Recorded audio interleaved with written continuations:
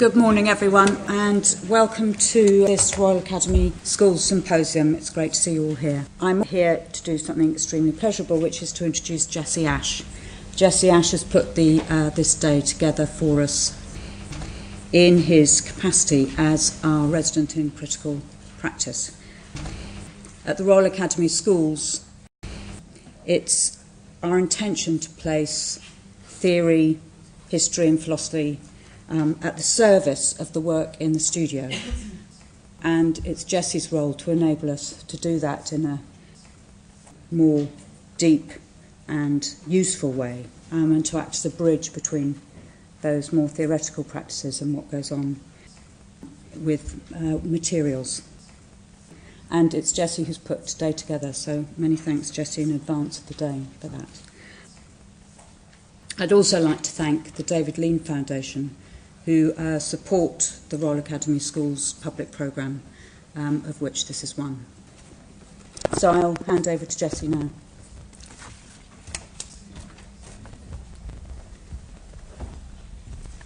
Hello, thanks for coming. Welcome to today. It's called The Discursive Object, which is a bit of a funny title, really, because it could be many things.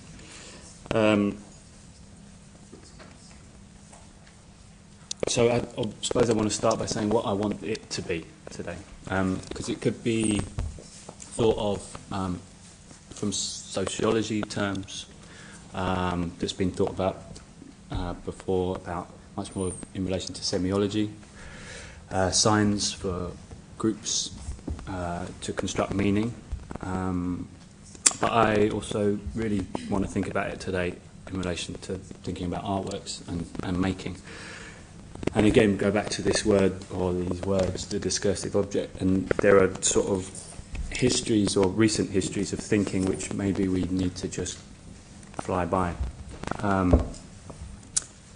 Ideas of where you place an object, how that relates to spectatorship, and the collective productions involved in these relations.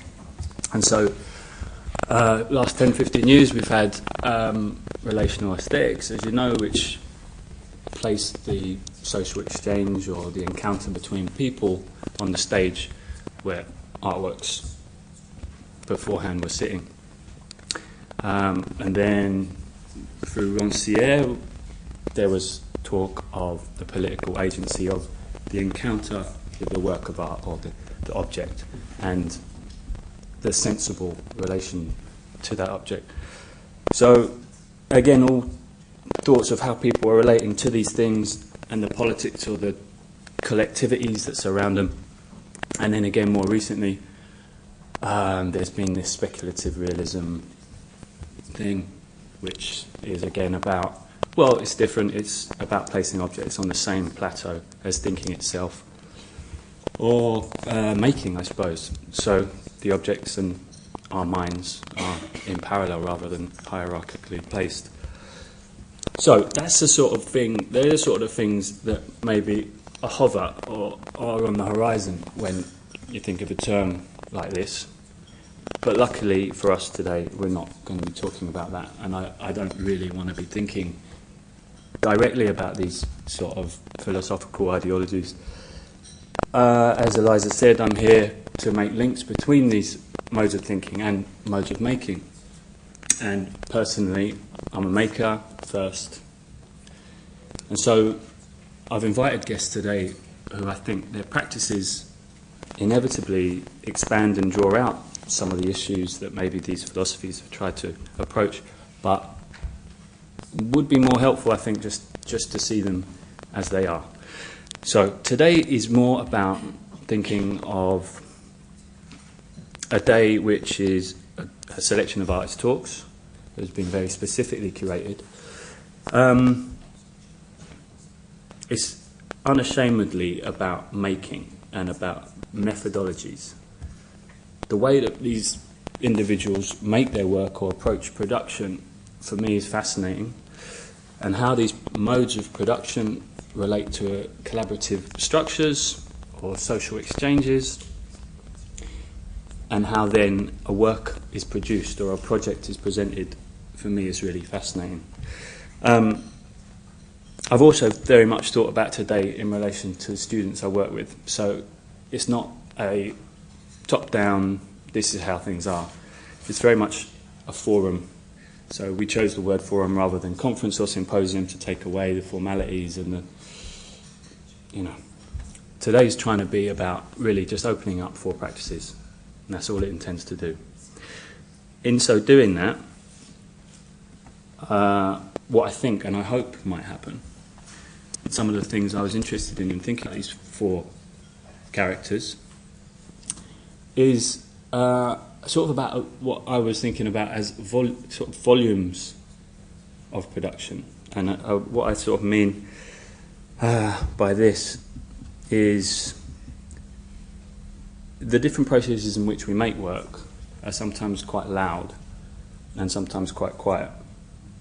And whatever we make, if it's a drawing, a painting, a performance, or an event, there are these waves where there's time for thinking, there's studio time, there's exchanges in cafes or bars, there's the technical issues of production, and there's coming back to something, if it's coming back to a sculpture the day after you've seen it, or if it's coming back to a painting, or if it's talking again to the dancer who can't make it and is having a problem with a certain issue related to the work. There's always a to and fro, and there's always time on your own, and there's always time with other people. And then there's this thing of showing it, and how loud that might be if it's a quiet space.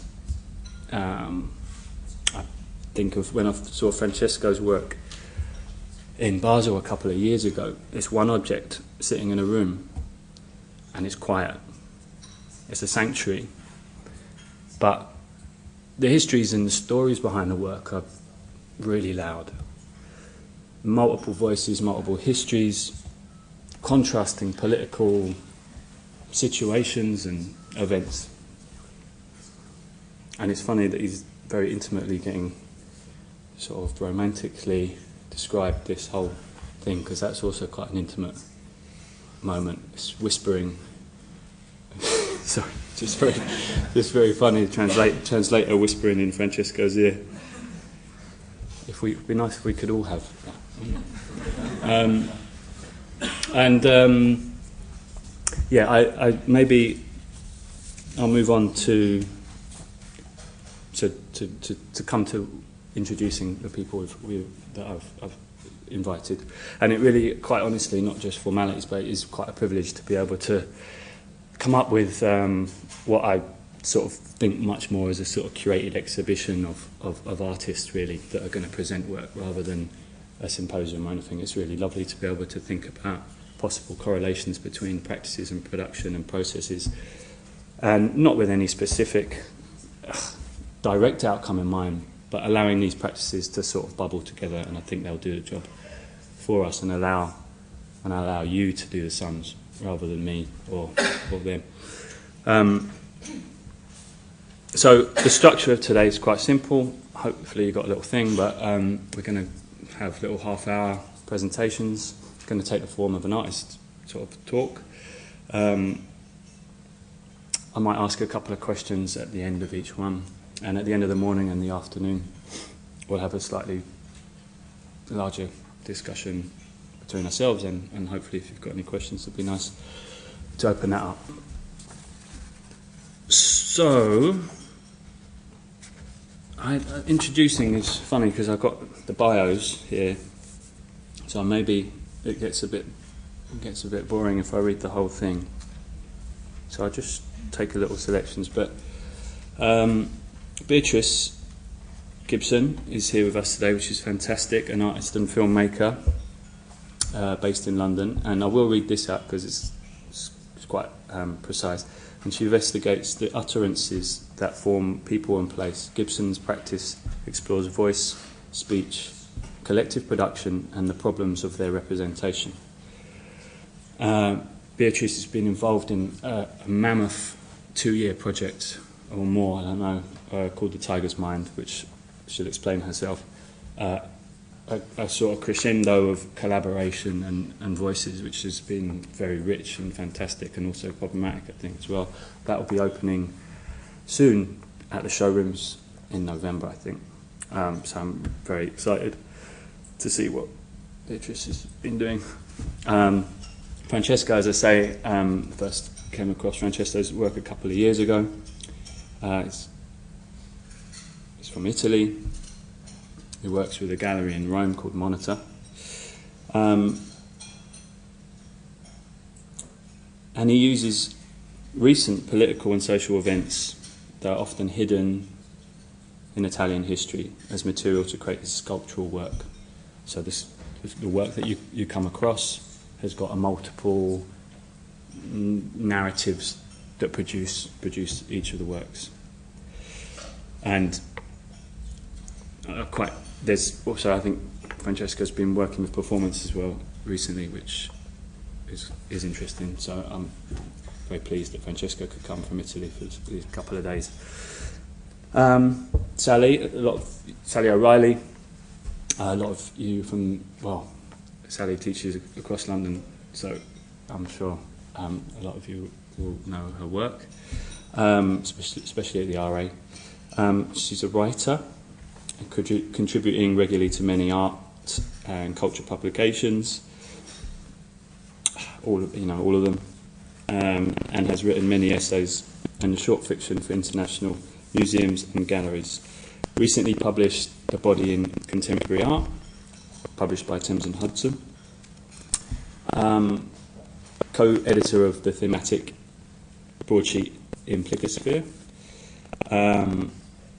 Curated loads of shows, Hayward Gallery Magic Show, Whitechapel. She was a writer in residence, and crucially for today, she's in the middle of writing a novel called Crude, which is about public speaking, flirting. This is just in 3 words, encapsulates the whole thing. Yeah, public speaking, flirting, and the oil industry. Wow. So that's, yeah, I'll let you work that out. But and you've been in Russia for over the summer with lots of stories. Another thing that's quite interesting when I think about today is that there are projects where artists are right in the middle of their work, and I think that's quite interesting, rather than presenting, the final thing. Sally, I know, is in the middle of this book. Beatrice is very much involved in editing this film, and so inevitably that's going to come out. I think. Don't know what that is, but it's going to come out. And Raymundus, who's going to be speaking first, quite humbly or modestly, didn't attach a bio really. What did you say? Was Raymundus Mellas was born in Vilnius, curates worldwide, and writes occasionally with his website. But when you go to his website, there's actually lots of sort of very sort of praising sort of resumes of Raymundus. So it's not actually that humble. He's got his website is actually full of the world that he makes and the wonderful sort of projects that he gets involved with. So I did find a little bio, which was on Documental website, which is just finished recently. So Raymundus, born in Vilnius, a curator and writer.